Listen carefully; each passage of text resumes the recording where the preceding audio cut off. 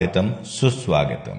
ఒకరిని బాధ పెట్టడం నీటిలో రాయిని వేసినంత సులువు, కానీ వారిని తిరిగి మామూలు స్థితికి తీసుకురావడం నీటిలోంచి ఆ రాయిని వెతికి తీసుకొచ్చేంత కష్టం.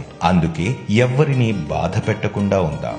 మౌనం మనస్సుని శుద్ధి చేస్తుంది, స్నానం దేహాన్ని శుద్ధి చేస్తుంది, ధ్యానం బుద్ధిని శుద్ధి చేస్తుంది, ప్రార్థన ఆత్మను శుద్ధి చేస్తుంది, దానం సంపాదనను శుద్ధి చేస్తుంది, ఉపవాసం ఆరోగ్యాన్ని శుద్ధి చేస్తుంది, క్షమాపణ సంబంధాలను శుద్ధి చేస్తుంది. ఎవరితో అయినా సరే ఎంతవరకు ఉండాలో అంతవరకే ఉండాలి. అందరూ మనవాళ్లే అని వాళ్ల మంచి కోసం ఏదైనా మంచి మాట చెబితే వాళ్ల దృష్టిలో మనం చెడ్డవాళ్లమవుతాం. జాగ్రత్త. నీ గురించి 10 మంది గొప్పగా చెప్పుకోవాలంటే ముందు నీవు 100 మంది గొప్పవాళ్ల గురించి తెలుసుకోవాలి.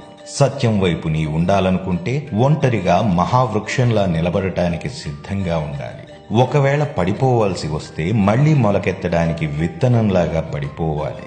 జీవితం ఎప్పుడూ ఒకేలా ఉండదు, చాలానే చూడాల్సి వస్తుంది. వాటన్నింటినీ ఎదుర్కొనే ధైర్యం ఉన్నప్పుడే జీవితం అర్థవంతంగా ఉంటుంది.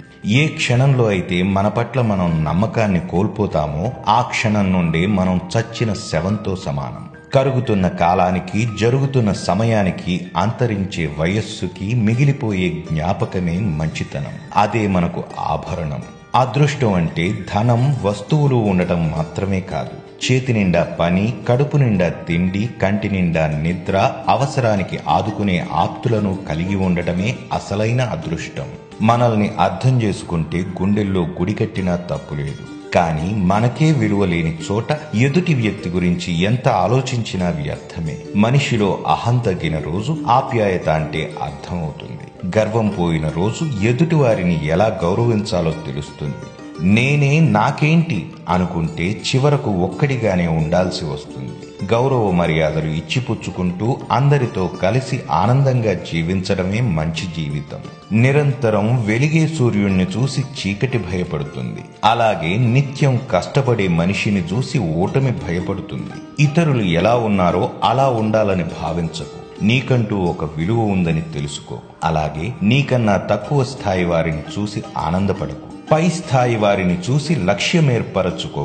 నీవు ఈ ప్రపంచానికి అర్థం కాకపోయినా బ్రతికేయవచ్చు, కానీ నీకు నువ్వే అర్థం కాకపోతే ఈ ప్రపంచంలో ఎక్కడా బ్రతకలేవు. జీవితంలో సంపాదన పెరిగితే ధనవంతుడివవుతావు, వయస్సు పెరిగితే ముసలివాడివవుతావు, కానీ నీలో మంచితనం పెంచుకుంటే మంచి మనిషిగా కలకాలం చిరస్మరణీయుడివవుతావు. ఓ పిట్ట కథ.